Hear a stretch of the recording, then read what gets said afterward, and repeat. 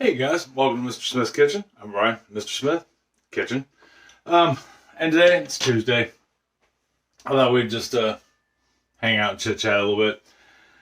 Yeah, because basically I'm still miffed about the price of everything going up. But if you are new to my channel, welcome. I'm glad you came. Stop by. And really, while we're just talking, and if you're returning, as always, thank you. I know it should never go without saying. At any rate, don't forget, if you wouldn't be so kind, to subscribe, join our little community here. A notification bell's right next to the subscription box right down below me, somewhere down in there, somewhere around there. And then that way you'll know when my videos come out. I never take for granted the fact that you guys take time out of your day to hang with me for a little while. And if you are new, we do all kinds of stuff. Just all kinds of stuff. Mostly cooking, baking. I run my mouth, and we do some canning, gardening when it's in season, and all kinds of. We're just doing what I like to do, basically. And that being said, at the moment I'm just doing dishes, and I was thinking about the price of things going up. And how things are getting so expensive, which is crazy. How quickly they've gone up. When I was younger, I used to think about, I would see older people, who seemed to be okay, doing all right. Not, no Rockefellers. I've never known a Rockefeller, but so to speak. If you don't know who Rockefeller is, they're bazillionaires. But people that were comfortable, weren't really lacking for anything financially and things like that. And I always wondered, what age is it that you hit that at, that you hit that financial stability in life? And I thought I'd found it at about 45 years old. Me and Chris have finally turned the corner, and we were able to have some savings, and life was going forward. Things were getting easier. We pretty much had everything we were well on our way to having the things that we needed to just kind of hang. And we were doing well. And even though me and Chris have spent years kind of preparing for emergencies, they're really being tested right now. As far as financial woes go. And like I said last week,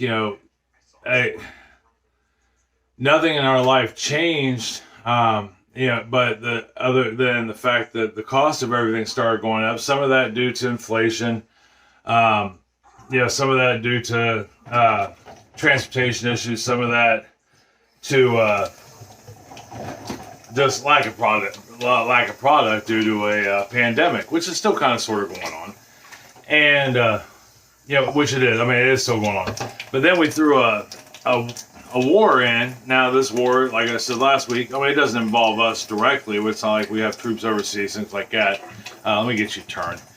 But it has affected our cost of living. Our gas prices have gone up, which has drove up the prices of everything else, which was to be expected, but it really has started testing financial woes. We gave a pay raise to the world, to the U.S. basically, which was good. That was needed. Like I said last week, it's not like, that really hurt anybody, but did it really help?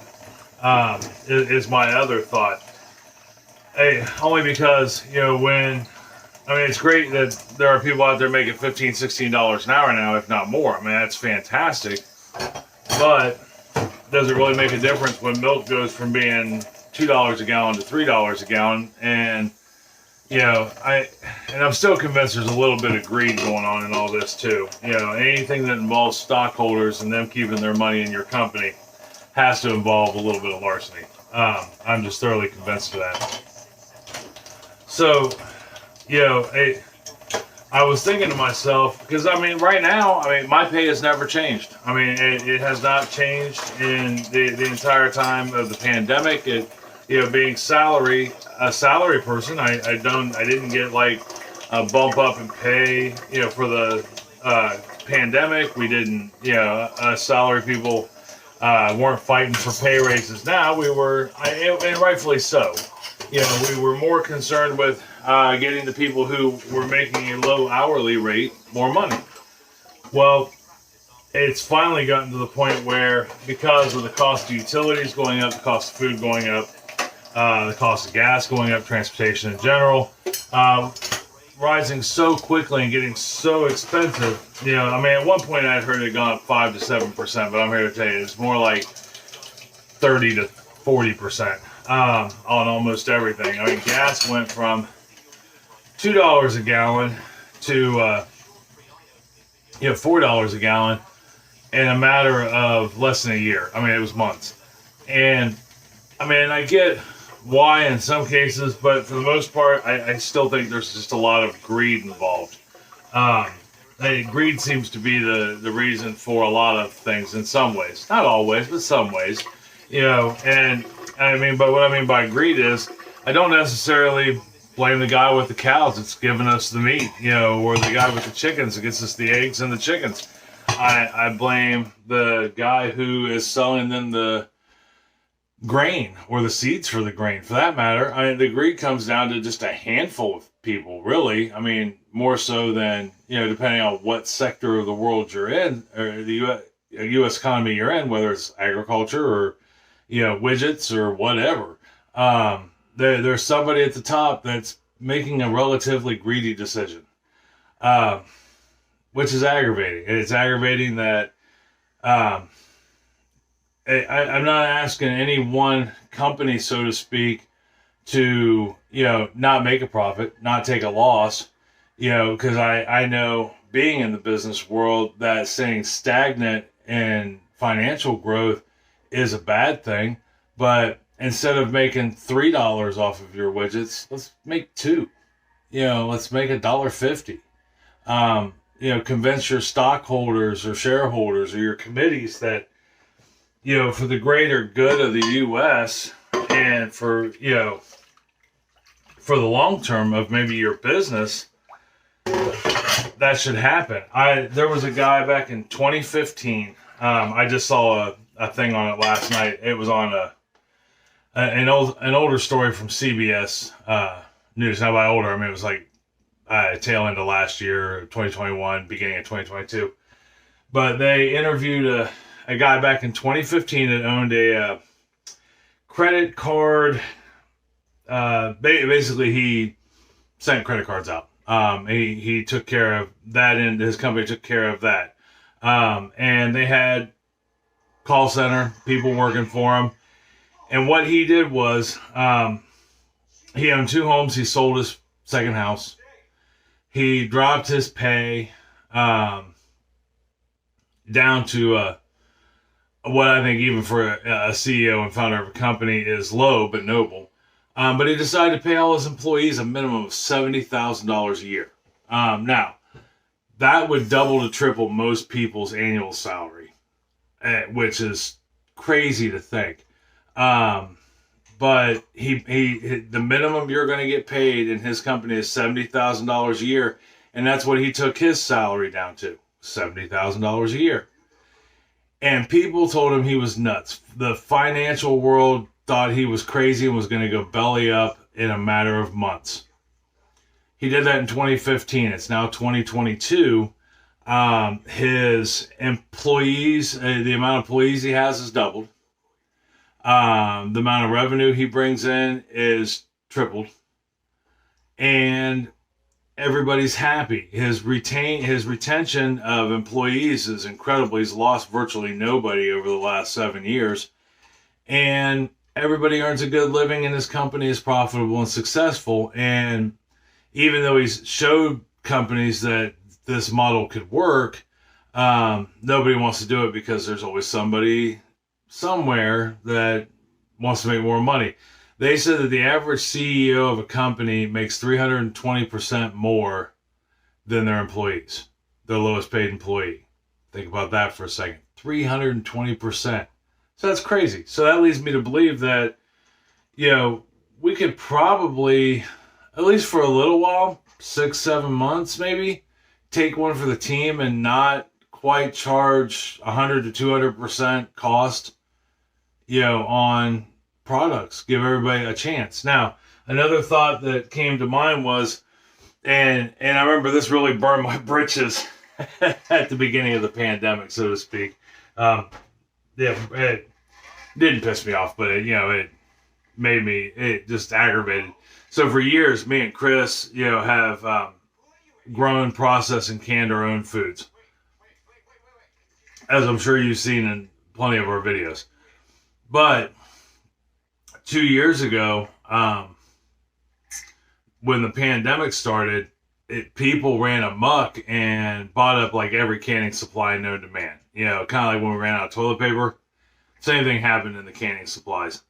So lids, jars, everything were incredibly hard to find, which never used to be the case. I mean, most of the time you used to have to blow the dust off of the boxes of lids and the packages of jars. But we survived that. Now, to help yourself, this was my other idea. And this way, I know we won't be relying on a company to lower their prices so much. Instead, last year when I bought seeds for the garden, because very rarely do we change what we grow. We're doing a couple things different, but not really anything that we haven't done in past years. We basically grow a garden that will make us salsa and spaghetti. Or spaghetti sauces at any rate. Marinara, meat sauce, and tomato sauce, salsas, things we use a fair amount of, right? And that's going to, once again, help us save money, even if it is on a lower end. I mean, a jar of spaghetti sauce for a family is $5-6. I mean, I know we have a couple jars of, name brand already done up sauce that we keep just in case. But that's going to save us money.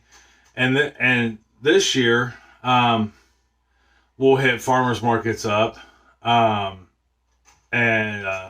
fruit and vegetable auctions. Out in the Amish country, they'll do auctions to sell off fresh green beans, corn, things like that at a really good price. To help combat what would normally be a very expensive purchase. Over the last couple weeks, we started making our own butter because overall, at first I was like, well, it's not cheaper, but it is cheaper. And here's why I say that. I noticed once I started making my own butter, even with the cheaper creamer, which at the moment, a quart of whipping cream made by the same manufacturer, Walmart, still makes about a pound of butter, which is 4 sticks. It's close. But I found that Walmart butter, after making my own butter, their Great Value brand, doesn't really have any flavor. Where making it ourselves does. And then I discovered by making our own butter, what's the difference between a $3 quart of whipping cream and a $5 quart of whipping cream? Because like Kroger makes their own whipping cream also, heavy whipping cream. And I never understood, from a baking point of view, if you need to use whipped cream or whipping cream to make whipped cream or whatever, there is no real difference. I mean, there just really isn't. I have found so far, because we buy several different brands over there. Heavy whipping cream is kind of heavy whipping cream when it comes to cooking and making icings or whipped cream. But when making butter, I now know the difference is when you turn that heavy whipping cream into butter, it's the amount of water that's left. Because there's all kinds of, there's always a certain percentage of water in your heavy whipping cream. And I have found that it seems the more expensive brands have nil to none, where the cheaper brands have a fair amount. So you're mostly paying for water. It's the same reason why I quit buying Tyson brand chicken, because you buy an 8-pound package of chicken, you spend $15 on it, $20 on it, and then you cook it up and you have a bunch of water in your pan, so to speak. Well, that's because they fill theirs with a chicken broth, brine. And that means you're paying a lot of money for water. So we don't do that. That's why we started going to the butcher, where it's just chicken. So when you buy 5 pounds of chicken, yeah, you pay 60, 70 cents more. You're getting just chicken and not chicken and brine or broth or whatever it is they're injecting the meat with. So you get what you pay for instead of kind of getting cheated, I think. And that's just to add flavor, make it tender and all that, but you can do that yourself. So, and then in that term, that $5 quart of creamer essentially makes you an $8 pound of butter. So you get a better butter, with more flavor. Even if you go with just the cheaper brand of creamer, you don't get quite as much butter. And I mean, it's literally, like an ounce. I found with the more expensive butter, you get about 15 and a half ounces, which is almost a solid pound. You're only off by a half ounce. Where the cheaper with the more water they have in it, the cheaper the creamer, has more water in it. You get about 13 ounces. So you're only 3 ounces away from a pound of butter, and it has flavor. I have found every cheap butter I've used has very little flavor. Where if you make your own, it has amazing flavor. So you do you save money there, which is why we started making our own butter. Plus it's fun and it's easy. And one of these days I'll make a video for it. We got to start looking at some ways to save money. So if you were canning last year, if you were one of those people that during the pandemic, during lockdown, that you were just, threw a garden together and started processing and freezing your own foods, that might be the way to continue to go for a while. Because I'm not wholly certain that every major manufacturer of products is going to take one for the team for the next 6 months or so till things calm down. Now, the Fed, which is our financial sector for our U.S. government, they raised the interest rate, which is the first time it's been done in, I can't remember when, but years and years. It probably better have a 10 to 14. Which was to, and I get this, but man, it's going to hurt. It's going to hurt a lot of people. So with the cost of everything going up, the Fed increases the interest rate. And you're saying to yourself, well, Brian, if you pay a higher interest rate, don't you pay more? Yes, you do. And that's what's going to hurt a lot of people. But what happens is it slows things down. You may notice that the interest rate on your credit card might go up. If your contract for your credit card says that, it's a variable rate based on the prime rate set by the federal government. Well, your credit card interest rates just went up. If you don't have a fixed interest rate on your home loan is going to go up. Any just loans you have in general, the interest rates are going to go up more than likely. Or if you go to apply for one now, it's going to be a very high interest rate, which has really hindered me and Chris wanting to buy a house at the moment, and even this house, because I am not going to pay double the interest that we could have paid. Now, I know there's going to be somebody out there that's going to go, well, then you should have bought your house before the interest rates went up. Herein lies the problem with that. And this is exactly why we hadn't bought a house yet. Even this house. Right now, the market is primed towards sellers, not buyers. And every house we looked at, and almost all of them were virtual. The house was priced almost double what it was really worth. Even if you looked at the estimated value online, it would say, for example, this house is valued anywhere from $100,000 to $150,000. And then you look at the selling price that they're asking for, and it's $230,000. No. So we were waiting on the market to settle. What we didn't expect to happen so much was a war to start, supply chains not to recover quickly, and for the Fed to raise the interest rate. So now, and interest rate on a house is pretty much doubled, and I'm not going to pay $80,000 more for a house than it's worth with a higher interest rate. That's just not going to happen.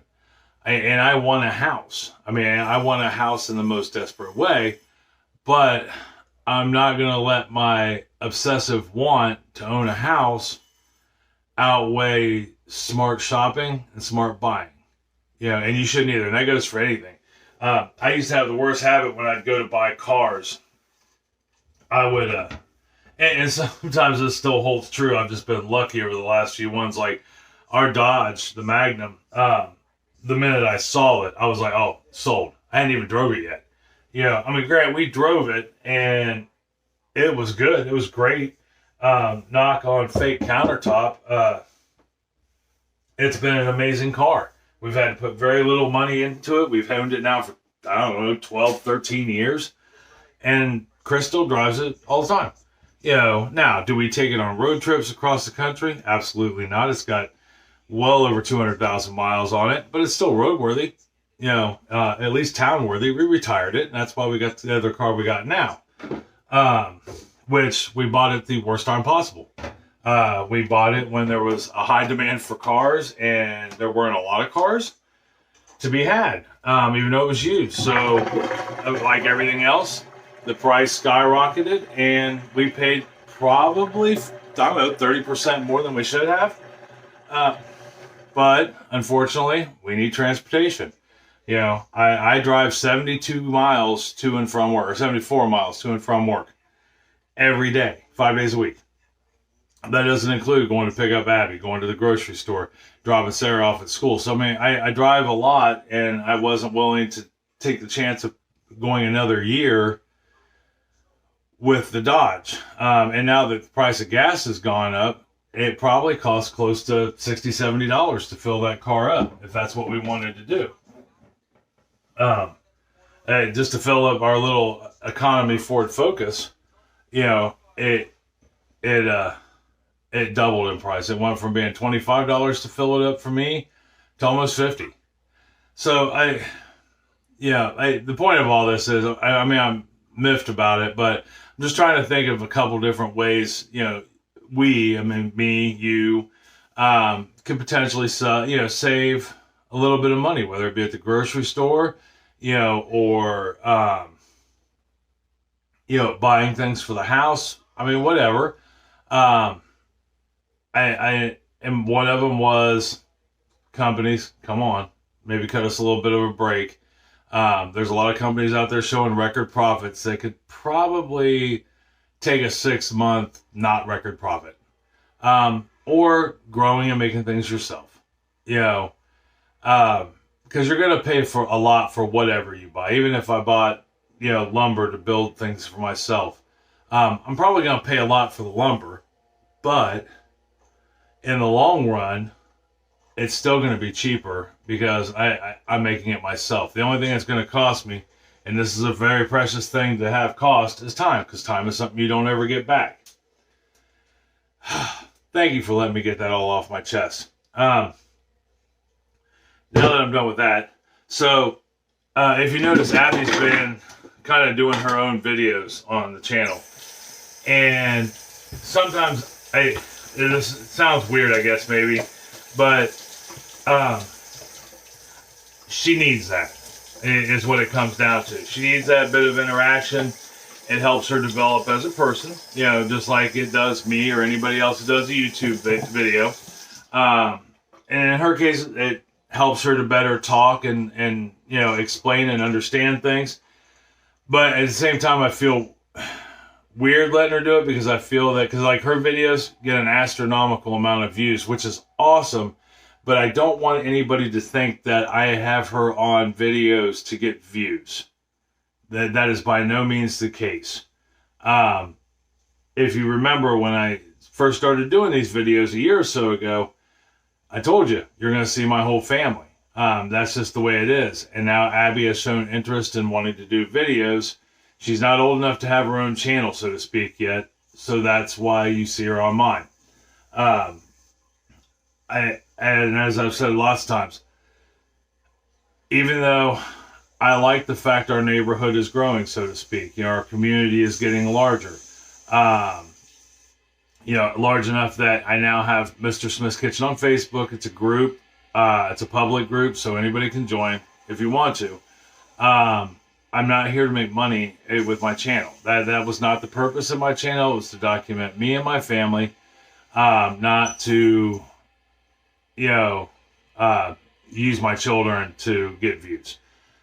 I just know there's somebody somewhere that's going, oh, she's on there because she gets a lot of... No, that's not the case at all. That's for her. Speaking of our family, next week, because this week we're going to make a quick dish. We got friends coming over, and we're gonna make some new friends this week. But hey, you've met Dom and Ben. They were over for Wednesday dinner one night a few weeks back. They've been over several times since, but they're gonna come over this Wednesday. So this Wednesday we're going to make a spaghetti, but it's got a garlic and olive oil sauce on it. It's really simple. It's just like maybe 5 ingredients. So it's something quick to make, and we'll serve it with a French bread loaf, which I'm not gonna make. I don't have the proper tools to make it. I mean, I do. It takes hands. Problem is, these hands are starting to steadily hit up with the arthritis, and they get sore really quick. Not using that as an excuse, but if I can get a tool to do it, I'd rather do that. But anyhow, we're going to do that. We're going to make a really nice garlic and olive oil spaghetti. And to that, we're going to, and this will be the surprise when you watch the video tomorrow, we're either going to do it with a chicken in it or Italian sausage. And we're leaning towards the Italian sausage. Other things that are going on, welcome to my new subscribers. Good golly, we've grown quite a bit in the last, 2-3 weeks. And I don't recall once saying welcome. I'm glad you're here, hands down. I mean, I know I always thank everybody that returns and always ask you to subscribe and all that, but it hit me the other day that I hadn't said, welcome and thank you. I'm glad you joined. We gained 6 new subscribers just like in the last couple of weeks, which is amazing. In that aspect. As far as politics go, nothing's really changed. Ukraine is still at war with Russia.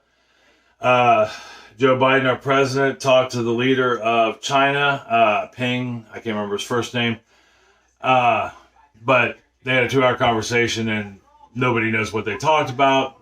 But there's been progress made, which I struggle with that. I mean, we should know some things, and maybe not everything. I'd like to think our government doesn't treat us like children, but at the same time, in some ways, they treat us like children. We're still in a financial crunch here in the U.S. We're still killing each other on the streets, which I don't understand that. There was a thing that went on at one of the high schools in Columbus. Matter of fact, it was the high school I graduated from at Northland. And this is going to sound horrible when I first say it, but it was a stabbing. A student stabbed another student. Just poked him once, and then it was broke up immediately. I was almost happy. And I know you're saying to yourself, what? Why would you be happy about a stabbing? I'll tell you why. It wasn't a shooting. And you know what? Both of them lived. That made me happy. Both of them lived. Now, the consequences are going to be the same, but nobody came in with a gun. Was it horrible the other child got stabbed? Absolutely. Is it horrible that the one kid stabbed the other? Yes. But it wasn't a shooting. I feel in some ways that was a morbid step in the right direction. Maybe next time they just fight with their fists. That's the way it should be. If you're angry and you feel that ultimate need to just bash somebody, don't do it with a gun, don't do it with a knife. Do it with your fists. That's the way we fought when we were kids. When we got into altercations that were physical, we just used these weapons right here and beat each other up. Made each other black and blue. Maybe broke a rib, but nobody died. Nobody had to really go to the hospital. But I just think that's weird that I even thought that. When something like that should just be an automatic and only, oh, that is terrible, that is tragic, that should never happen. But unfortunately for me, it wasn't. We're just, seems like we're awfully quick to kill each other over the dumbest reasons. So we may not have to worry about inflation before too much longer between us killing each other, a pandemic still making at least 1,000 people, or killing 1,000 people a day, making, tens of thousands sick still, even though we're in the best shape we've been in 2 years with this pandemic. It's still destroying us. We've lost over 1 million, or close to 1 million people just in the U.S. in 2 years, just to this one disease that there are treatments for. There's vaccinations for, some treatments for, and that shouldn't be that way, but that's a dead horse. So I'm not going to keep beating it. But between people killing each other, pandemic, war overseas, driving up prices on everything, here's what's going to eventually happen. And we're just going to go back to the way we were. People dying of starvation, super poor people, a lot of lower to middle class, some middle class, very few upper middle class, and a whole lot of not rich, controlling it all. Or a whole lot of rich controlling it all, which is a shame. But this was like a test, so to speak. Now we know that if we're going to bring everybody to the middle class and upper middle class and the just normal rich, not the super rich, we got to rethink a few things. We don't have enough widgets to go around, even when we have enough money to buy them. So I'm thinking we should start growing our own food. Maybe we should even start networking. Say a baker. Trade your baker some tomatoes for a loaf of bread. If you're a farmer, with chickens, or, a cow with milk, a dairy farmer, maybe trade up something for that. I could bake anybody a pie or a cake.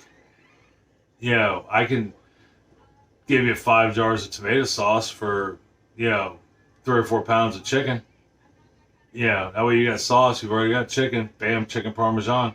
Especially if you talk to the dairy farmer, maybe give him, something for cow, for milk, or heavy cream. I just think we need to start working together a little more and utilizing our resources. So that being said, tomorrow we are going to do the oil and garlic spaghetti, which I think you'll really like. Like I said, it's a quick, easy weeknight meal. And we're either going to add Italian sausage or chicken to it, but we're leaning towards Italian sausage. For Thursday's dessert, we're going to do a pear pie. All right, I know I didn't tell you last week what it was because I was really excited about it. I was excited enough about it that, normally when we bake things, we do it the first time together. This time I already baked one. And only because I could not escape what it was going to taste like in my head, and I wanted to see if I was right. And I wanted to test some ideas out because I didn't create the original recipe, but I concocted the recipe I'm going to show you on Thursday, and I wanted to make sure it would work. And it did. I mean, it worked very successfully. It takes a long time in the oven, but it's so easy to put together. I'm also going to, on that same video, probably revisit the peach pie in snippets, because I'm also going to make a peach pie, a second one. I found, okay, so you know how I was talking last week with the peach pie about how I thought adding cornstarch to it might, be beneficial. Well, I found a couple, 2-3 recipes that do add cornstarch to it. Matter of fact, they were exactly what I was thinking I needed to do that with, which was nothing more than let your juice off your peaches, put it in a saucepan, add a couple things to it, one of them being cornstarch, and then cook it for a minute, then put it with your peaches.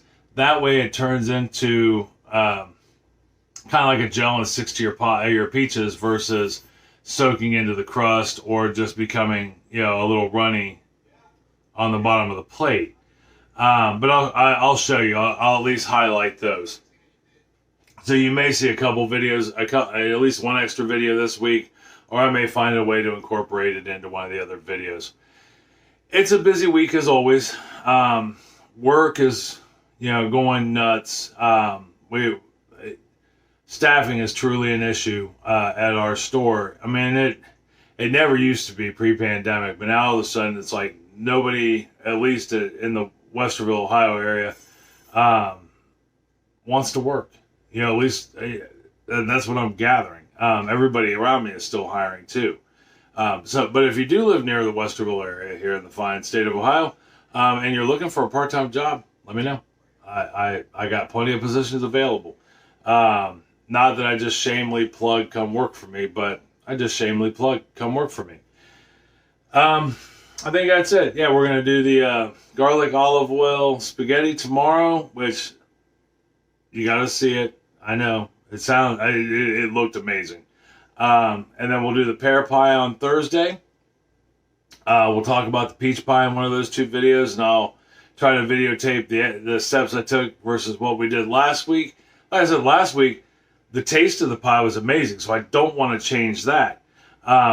What we're looking to change is getting that little bit of runniness out of the filling. And I think I found a way. Last note, if you've made it this far, 36 minutes in, I would like to thank my friend Marina. She held a baby shower for her daughter, and she got some cakes off of me. Really nice, and she liked them. See, I told you, these recipes, spot on. We're making friends. And it was an absolute privilege to make those cakes for her.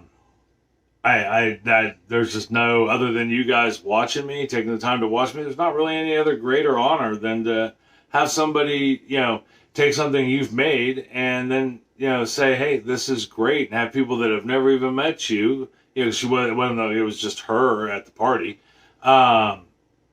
People that have never met you go, wow, that tastes really good.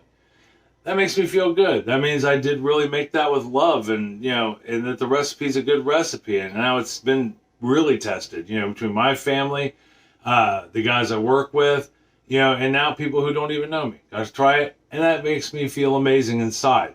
It's like them telling me they love me, so to speak. But anyhow, I will let you go because it's been 37 minutes and change. So until tomorrow for dinner, I love you. I love you very much. Tell somebody else you love them and you love them very much. And I'm telling you, it's going to make their day a whole lot better. It's going to make you feel better just saying it, because I know it always makes me feel great to tell you that I love you. So tomorrow, dinner. I'll see you then. All right? Talk to you later. Love you.